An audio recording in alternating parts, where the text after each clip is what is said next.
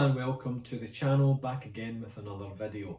This time we're going to take a look at the Hot Toys Han Solo Mud Trooper, which was the winner of the recent Hot Toys Roulette video series that I'm running.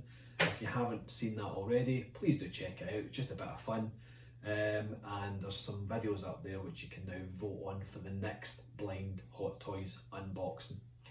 So this one I thought we would do a very quick look, opening the box up, seeing what's inside, and then coming up with some different posing options. I've got a few ideas in mind, but I really don't know how I'm going to pose this one. If you've been on the channel before and you've already subscribed, thanks very much. It's always greatly appreciated to get your support. If you've not already subscribed, please do so. There's lots of videos on the channel already, so it's worthwhile checking some of them out to view some of the collection and get some room tours.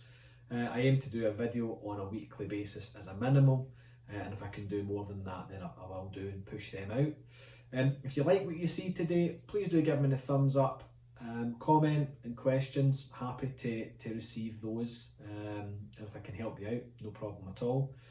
So yeah, without further ado, let's jump into the unboxing and the posing of the Han Solo Mud Trooper. Okay, so starting off with the art box, we have a upper torso and headshot of Han Solo in the Mud Trooper outfit. We have the Star Wars logo, and we have this nice cardboard band, or the cigar band as it's known, across the top and down the sides of the lid. Again, with other Star Wars figures, this band doesn't go all the way around, it just goes into the lid at the sides. Now you'll note on the actual band you've got a couple of other pictures of the figure. We have Han Solo with the unhelmeted portrait, and on the side you can see we've got the kind of full Mud Trooper outfit with the helmet, goggles and the mask, and this is what I am going to go for. As much as I liked Han Solo as a movie and I like the actor, I really do prefer this kind of generic trooper look, so I think this is what I'm going to replicate, but we'll have a look once we open the box. So let's get the lid off. There we go. And we're presented with another shot, which is really nice actually, I like that a lot, of the kind of figure in an action pose. They've obviously added in some effects as if it's explosions, and fits in very, very well with the overall scene from the kind of Mud Trooper on that planet. And they've got, you know, a nice kind of action pose going on there, so that's a nice kind of slip cover sleeve on top. And then below we've got the figure itself. So let's pull this out of the lower box. Let's pop open the top clamshell.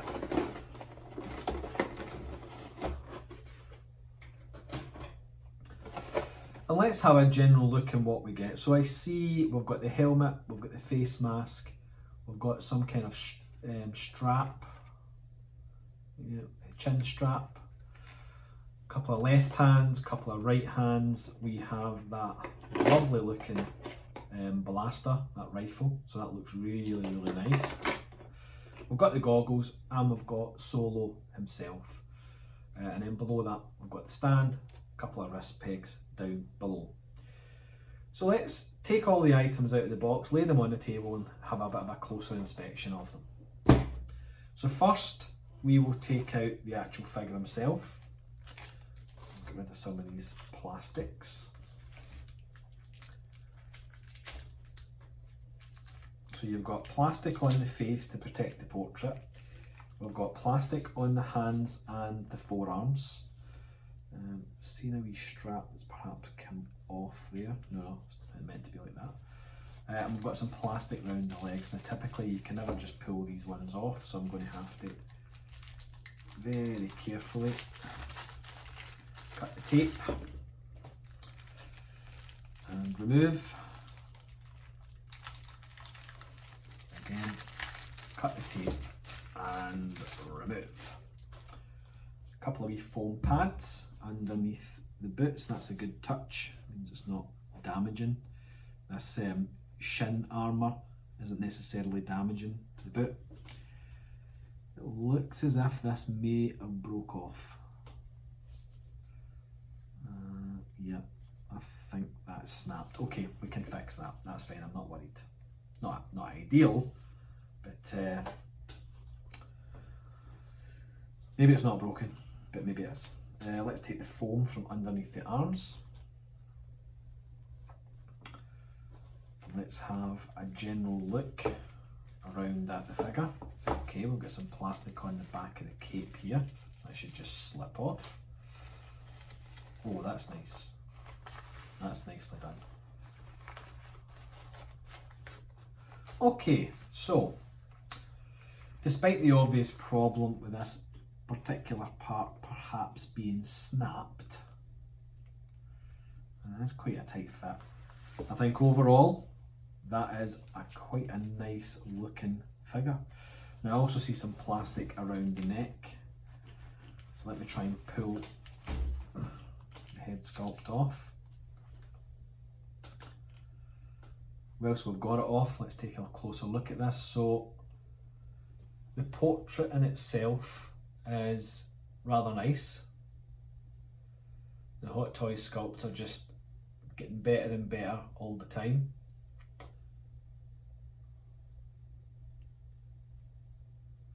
And you can see here that the hair isn't necessarily flat on the head sculpt. What Hot Toys have done is they've sculpted, I wonder if that's because I can pull that off. I'll find out in a minute. Yeah, that's why. Okay, so this hair piece magnetically goes on. But what's nice about that, I guess, is that because it is going on, you get this kind of lift away from the face, which is really, really nice. It gives a bit of depth to the actual head sculpt itself. And then we just pull that off, and obviously that allows us to now put the Mud Trooper helmet on. So we'll put that to one side at the moment. Let's have a look generally at the armour and the figure. So we'll get this hard plastic torso armour. The arms do not ratchet, so it's just a straight kind of ball joint in both the elbows and the shoulders.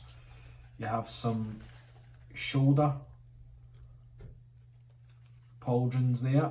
You have an arm, kind of upper arm, bicep piece of armour there, and the same on the other side, different colour this time. We've got a jacket underneath with a belt, really nice weathered belt buckle. Down here we have the boots, quite a weird design, but the shin armour plates. As I said, that one's kind of snapped for me, but I can fix that with a bit of glue. And the boots, some nice weathering on those boots. You know, I think overall that's not too bad at all. So far so good. And when we turn it round, we've got a lovely weathered poncho, and hopefully the camera is picking up some of that detail on the poncho. Yeah, some rips, some frayed edges. It's filthy. It's really well weathered. There's obviously, that's a hood, but it's been stitched down. So yeah, that's really, really, really nice. I'm pleased with that. A bit disappointed in that piece being snapped. I've never really had that before in any Hot Toys figure. Generally, I've been very, very lucky when it comes to figures and the condition they arrive in. I'm not going to send this back or anything. I'll just fix it myself. I bought it from a UK retailer and paid a little bit more because I'm late to the game with this one. But I'm not going to send it back. It's absolutely fine. I can fix things. Now we're going to have a look at the next part, which is the helmet. And as I draw this out, there's a piece of hair already inside the helmet. Now that's interesting. And I wondered about that. But obviously that goes in, as you can see. It is magnetic, so it can pull out. You can see there. And by pushing the hair in, Not that you'll see much of it once the helmet and mask is on, the goggles. But yeah, it means you can put the actual portrait in, and you've still got that level of detail around the hair and the back. Now that's a nice helmet. It's very similar to what General Veers wears as a ATAT commander general. Not weathered particularly much. Very similar to the chest and shoulder armour, although the chest armour has got a little bit more weathering and kind of patina finish and wear than what the helmet does. But anyway, that's the helmet. Let's take a look at the face mask. So this is just a standard gas mask type thing. It has a head strap, and it has two pipes, and we'll find out where they connect to shortly. But there you can see the gas mask and the pipes. These pipes, yep, they've got some flexibility to them, so what I can do is I can bend them. Must be a wire inside them. Okay, that's fine. I can already see this figure is going to be really difficult to try and put together. Not entirely certain what this is at the moment. I think it's probably the chin strap for the helmet, but it is a separate piece, and it's just got a wee chin cup there with some straps. Again, these aren't weathered, these look new, and a wee headband. And then we've got the goggles. These goggles are pretty nice actually. Yep. It's not see-through lenses, they're just hard plastic. But there's the goggles and the strap on the back. Put them there. Bring his head sculpt over. We have the blaster rifle.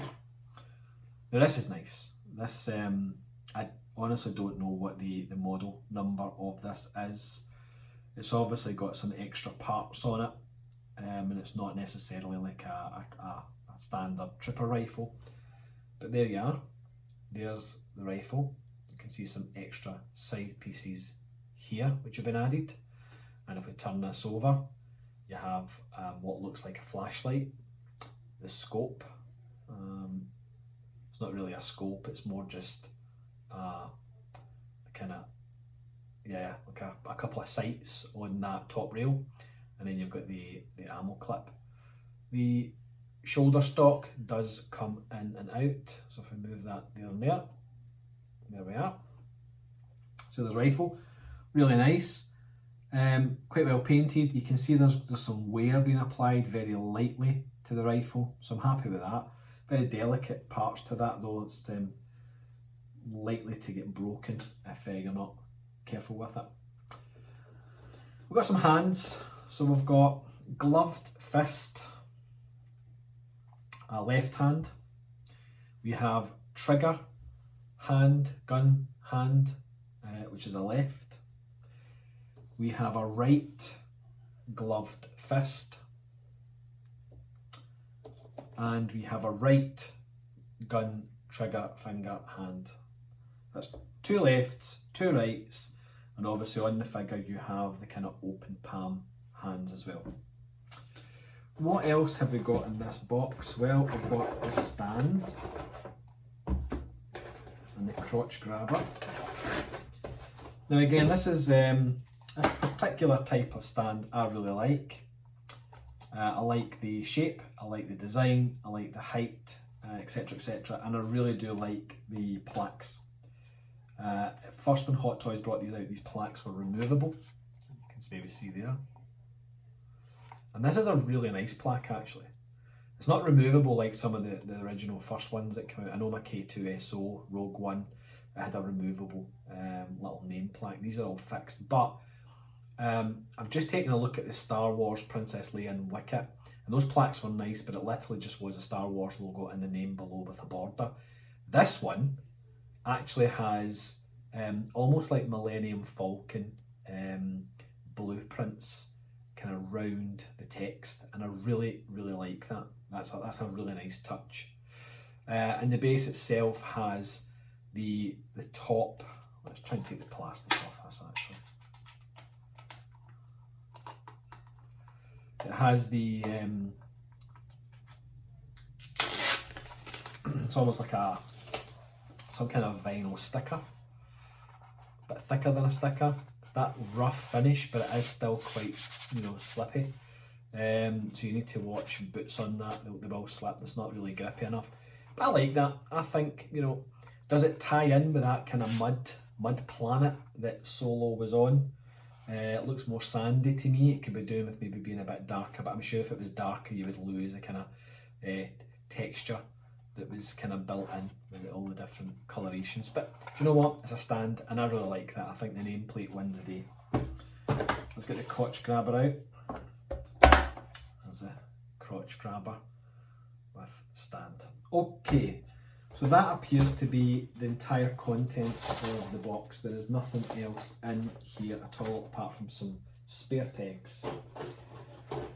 So what we're going to do now is I think we will try and put this one together, and I'll come back to you once we've done so, and then we'll start working out how best to pose this figure.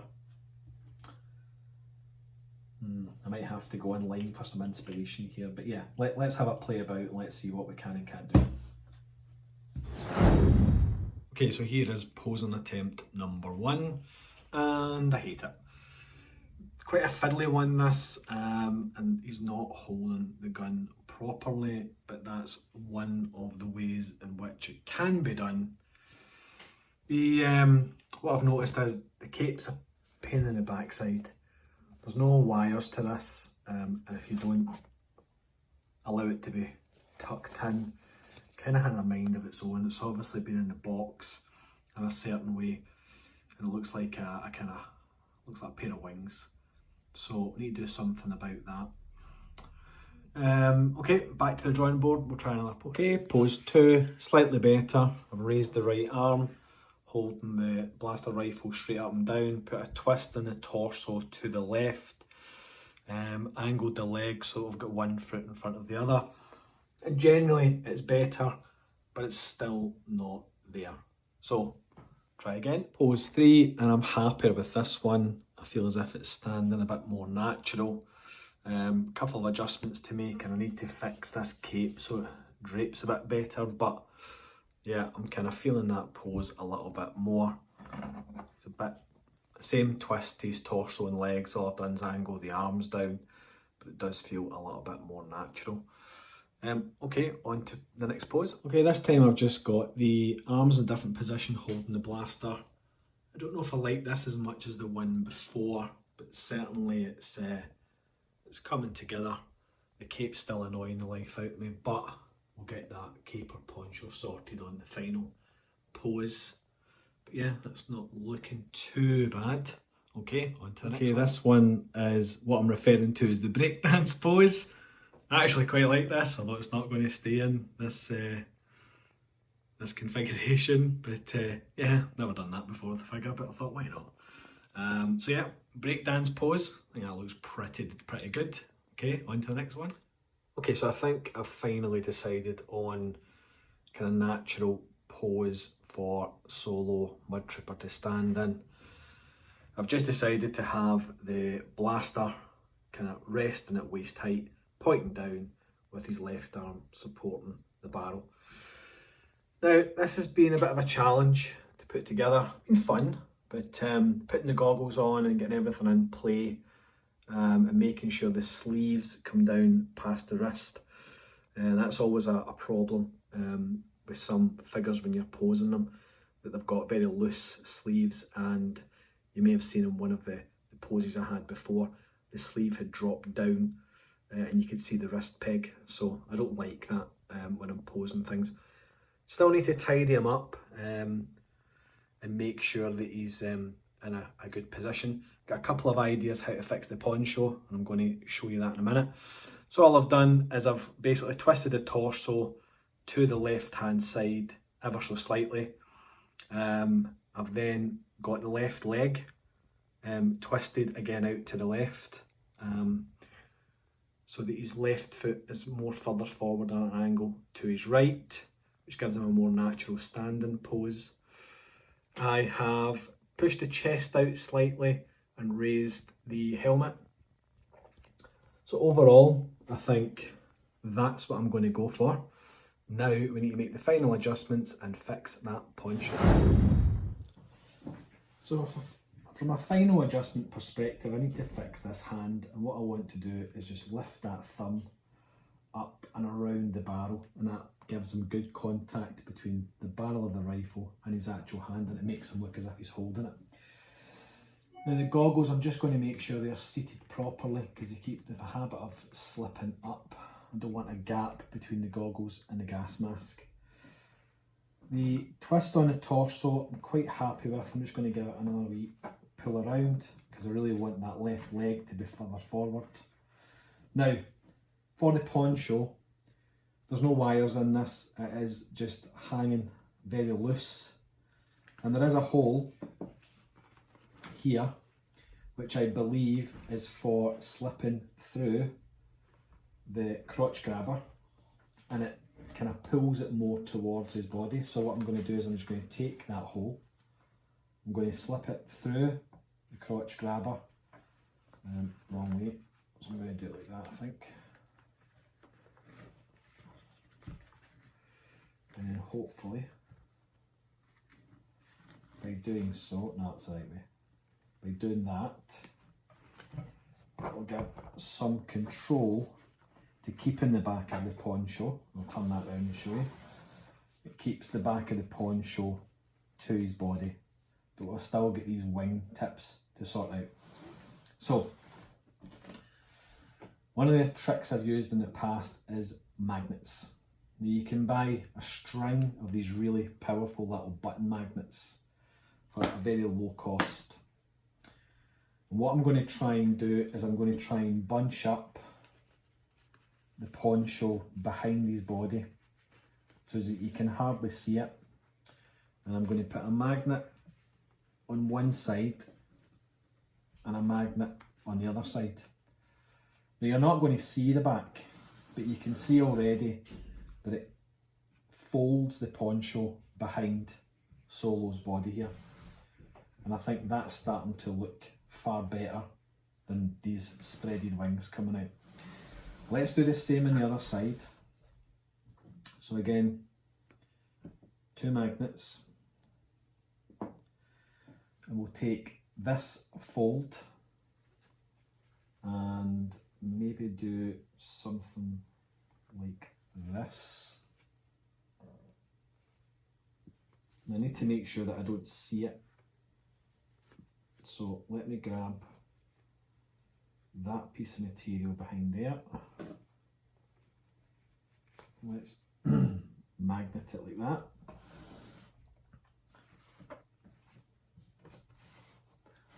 I think that's worked a little better, although you can see the magnet. Okay, so what needs to happen is it needs to go inside this fold here.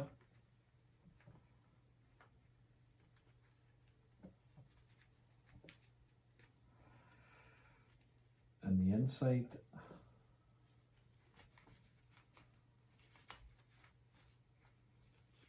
And then hopefully, you can still see it.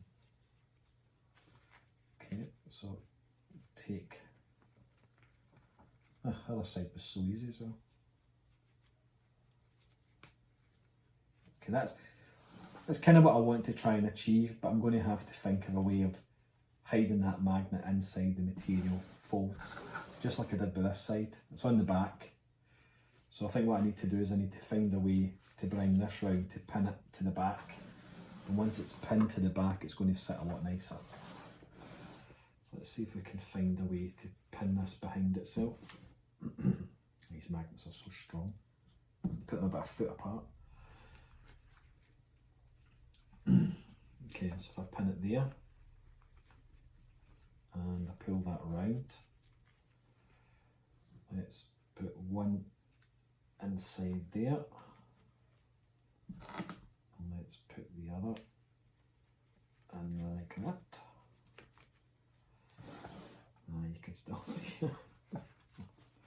There we go. Right, that's a bit better. So there we go now. You can see, you can't see the magnet from the front to the side, it's actually all the way in there now. And yeah, you can maybe see some in the back, but not worried too much about the back. So let's get them standing up properly.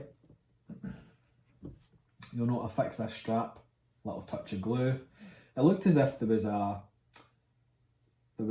connection, you know, almost like there was a square end to the strap and it fitted into a square connection in behind the shin. But try as I might, I could not get it to go in, and I wasn't too sure whether it actually needed glued or not, so I messed about with it for a while, but eventually just glued it in. You can't see the glue, it's absolutely fine. So there's the pose that I'm going to go with. I do like a nice kind of simple pose. I'm not a fan of kind of action poses per se, although I do have a couple of figures in an action pose. One thing I always like doing, checking the side profile to make sure the figure's not leaning too much forward or too much back. I like to have a kind of natural stance. So what I'm looking at is I'm looking at the position of the feet in line with the head. I'm looking at the angle of the legs to the torso. I never have the legs coming straight down, because nobody really stands like that naturally. You always have a bit of a stance with one foot behind the other and one leg twisted away from the body. So I'll just pull that up slightly. So I think side profile wise he's standing quite well now. From the front he's standing quite well. Let's check the angle of the head. Yep, I'll tilt that down ever so slightly, making sure I'm not upsetting the angle of the torso and the chest. So let's do that. You can see the head's now tilted down maybe a fraction too much. Let's pull that back up slightly. Put the goggles back on. Fix his stance. Make sure the weapon's pulled in close to the body and he's not holding it and hovering it out.